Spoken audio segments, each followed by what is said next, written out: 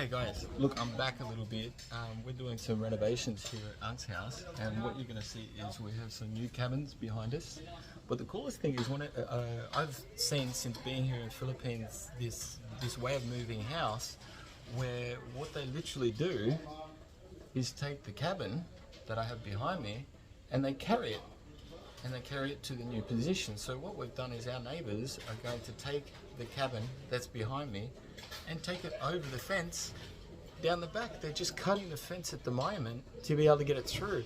And they'll have a whole bunch of people come down and help them to lift this cabin up and take it to its new home across the fence. So DeLong and William, the family there, get a new house. How cool is that? So let's have a look at this.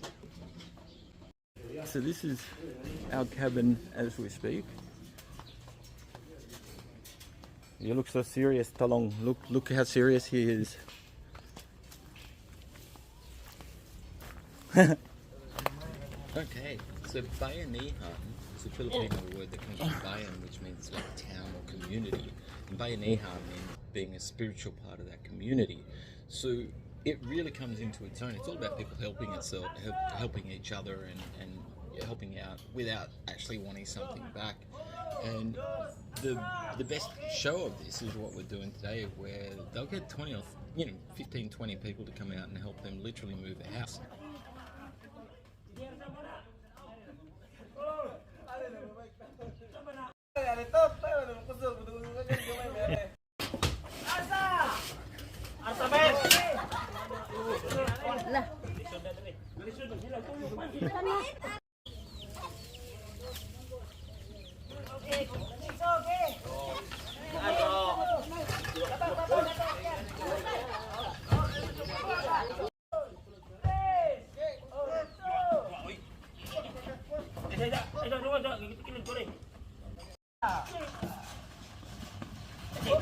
Oh!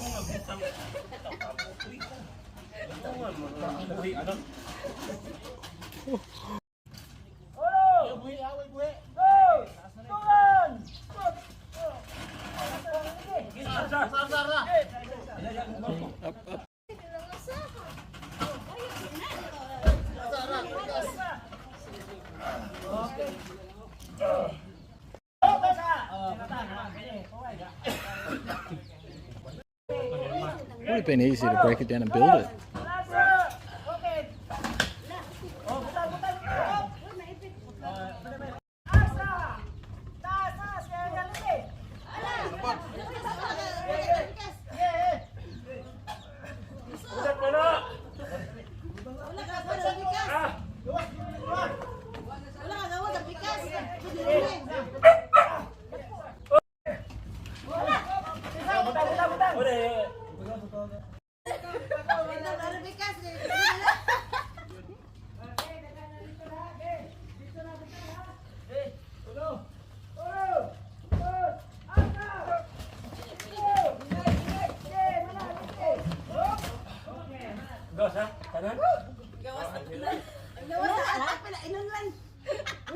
Gawa sa bilbot-bot. Pare. Uy, ano ni Longlong? Pwede ba? Pwede po kanina, ano? Ito ibo. Kuya ba, magibalik po niya. Ano, yan? Pwede ba? Ano, kung na ibutang? Ano, Ragana?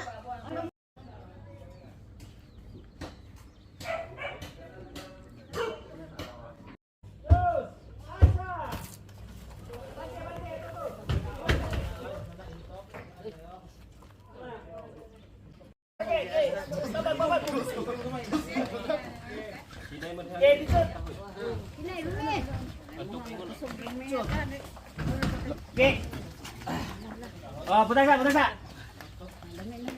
Silingan ba ito mo? Anak ko Sa dia nagdisiling. Silingan ba? Ato mo na matras na.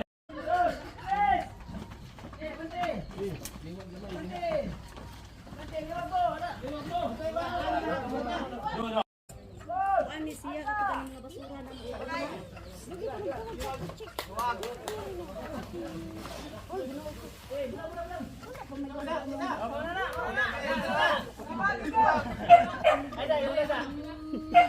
Yay!